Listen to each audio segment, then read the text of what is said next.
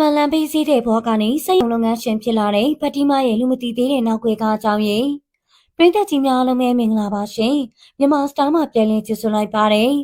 တစ်ချိန်ကတာမန်လန်ပေးစည်းတဲ့နေဆိုပြီးမြဲလေအခုချိန်မှာတော့စိတ်ယုံလုပ်ငန်းရှင်ကြီးဖြစ်လာတာကတော့ဖတီမာပါဒါကြောင့်လေအားလုံးကမျက်စိတမိတ်တွင်ဖတီမာရဲ့တိုးတက်လာမှုကိုအားသိကြရတာပါအခုဆိုတစ်ချိန်ကလမ်းဘေးမှာကျွေးပတ်လင်ဝိုင်းက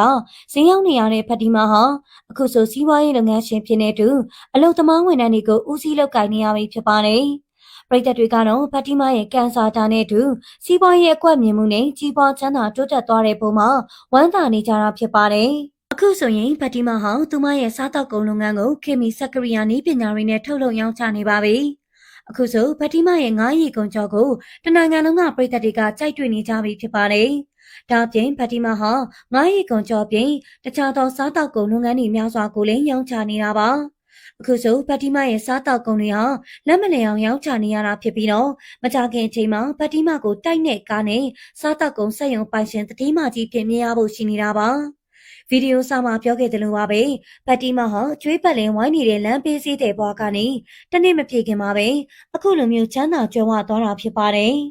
ဒီလိုမျိုးဘဝကိုရုပ်ရှင်ဆက်ဆံရုပ်တရက်ကြီးချမ်းသာသွားဖို့ဆိုတာကလူတိုင်းလွယ်တကူဖြစ်နိုင်နေရတော့မဟုတ်ပါဘူးဘဝတစ်ချောင်းလုံးဆင်းရဲတော့ပါစွာကြိုးစားပေမဲ့ရရဆဆဘဝနဲ့ဆုံးသက်သွားကြတဲ့လူတွေများကြီးပါဒါပေမဲ့လည်းဖတီမာကတော့အကျွေးပတ်လင်ဝိုင်းနေတဲ့လမ်းပေးစည်းတဲ့ဘဝကနေတတိမကြီးဆက်ယုံပိုင်ရှင်ဖြစ်ကုန်ပြောင်းလဲသွားတာဖြစ်ပါတယ်ဖတီမာတယောက်အားလုံးကအံ့အားသင့်သွားရလောက်အောင်နေချင်းညချင်းချမ်းသာကြွယ်ဝသွားတဲ့စီးပွားရေးလုပ်ငန်းရှင်ဖြစ်သွားတဲ့အထူးအကြောင်းရင်းတစ်ခုရှိပါတယ်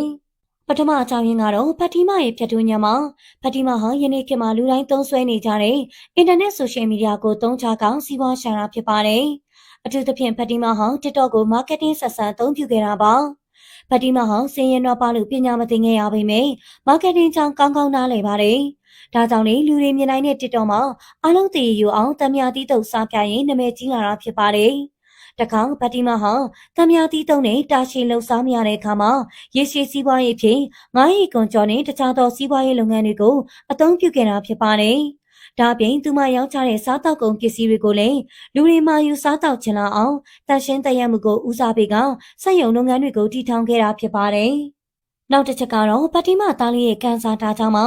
ဖတီမာဟာကိုဝင်မရခင်မှာအဆဆရရရုံးကန်ရပေမဲ့ကလေးရပြီးနောက်မှာသူမဘဝပြောင်းလဲသွားတာဖြစ်ပါတယ်။ဘိုက်တဲကကလေးလေးကြောင့်ပဲအချင်းမောင်းတဲ့ဖတီမာဟာအလူတန်းလုံနိုင်တယ်လို့စီးပွားရေးတွေအဆင်ပြေကနိုင်ငံကျော်စင်လီဖြစ်သွားတာပါ။ဒါကြောင့်လေဖတီမာကိုယ်တိုင်ကသူမရဲ့ဘိုက်တဲကကလေးလေးကိုကံကောင်းစီတဲ့ကလေးလေးဖြစ်သတ်မှတ်ထားတာဖြစ်ပါတယ်။ဒီဗီဒီယိုကိုကြည့်ရှုနေကြတဲ့ပရိသတ်တွေကရောဖတီမာတယောက်တတိမကြီးဖြစ်လာတဲ့ပေါ်မှာဘယ်လိုမြင်ကြသလဲဆိုတော့ပြောသွားကြပါအောင်ရှင်။